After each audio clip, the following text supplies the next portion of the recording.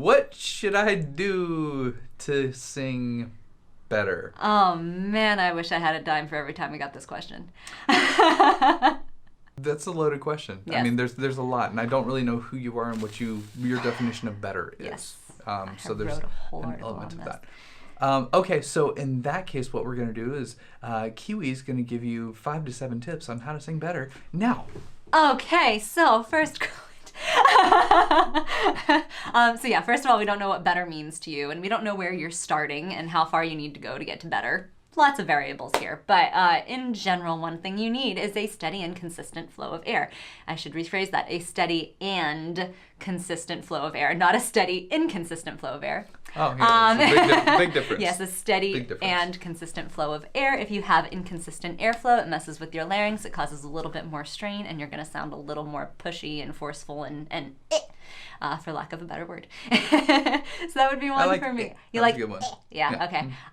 Second thing you should know is drop the jaw and get the tongue out of the way. That is probably a big thing that you can help with your singing in order to sing better, is get a little bit more space in here, but make sure when you drop your jaw, your tongue doesn't fill all that space, because then you don't get the space, you don't get the volume, you don't get the resonance and the lovely sound that will result if you open your mouth.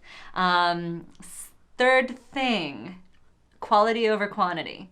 So don't just repeat scales for absolutely no reason. Make sure you have a point to your repetition. So if you're doing an ah, make sure your ah is not ah the whole time. Make sure quality over quantity. You're doing things well and you have a reason, as opposed to just repeating and repeating and repeating. Just because you can doesn't mean you should. Just because you can hit the note doesn't mean that you're doing it in a healthy way. So watch out for screeching or pushing or anything like that. To that extent, let your voice be your guide. Let your voice be your guide. Yeah, that would be the other. Thank you. Yeah, let your voice be a guide. If it doesn't feel good and if it doesn't sound good, don't do it yet.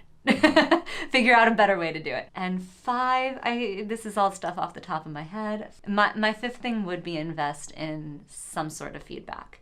If you're really passionate about singing and you really want to make sure you're doing things well and you really want to sing well, do one lesson at least, just to get a feel for where you are and what you need to be doing. Some exercises on YouTube or on the internet and stuff like that, different exercises do different things for different people. Every voice is different, everybody's different. And so you could be... need different things. Yeah, and so you could be doing an exercise that's completely wrong for your voice. And you really need to be focusing on this thing and this kind of sound. So I would say that's my 5th one, is invest in some sort of feedback to make sure you're on the right path. Hands down. Yeah, I mean, I can agree with that for sure. And it's not so much, from anybody that's qualified to do that. Because it's difficult to get this across to somebody that doesn't understand how it works. But there are many, many moving pieces for the voice that have to come together and balance in a certain way. And without that feedback, it's really hard to find that sweet spot within your voice. So that can be more helpful than you know. And then I'm going to add one bonus, just because I can. Yeah. I certainly didn't cover it all. No, no heavens no. This is just crash course list, right? Yeah. Music is emotion that you can hear. And the thing is, I think a lot of times when we get into working on a song, we start getting way too focused on what we're supposed to be doing technically. Am I hitting the note? Does the sound get across to people? All these other things. Is it loud enough? Is it this? Is it that? Blah, blah, blah.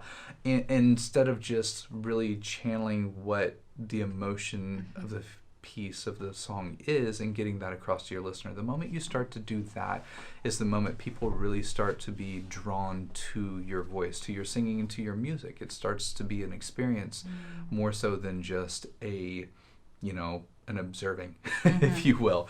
That will make you sound better. Yeah, well, it makes you sound so much better. And it's the crazy thing is, and all you have to do is go to karaoke night to see this.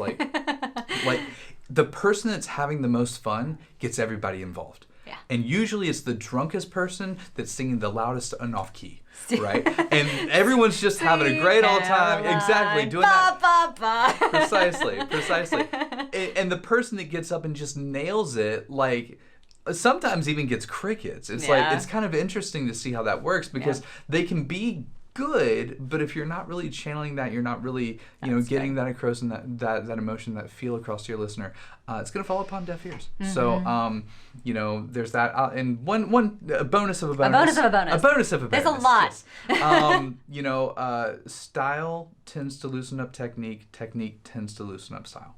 So if you work all on technique, then you probably need more style. If you work all on style, you probably need more technique. They're going to balance you out and kind of keep you a little bit more stable and just centered and grounded as an artist. So hopefully all that helps. That was a very long answer. It was, but yeah. Yeah. Sorry. I mean, hopefully it helps you realize how much there is to better, Yeah, there's a lot to better. Yeah. There's a lot to better.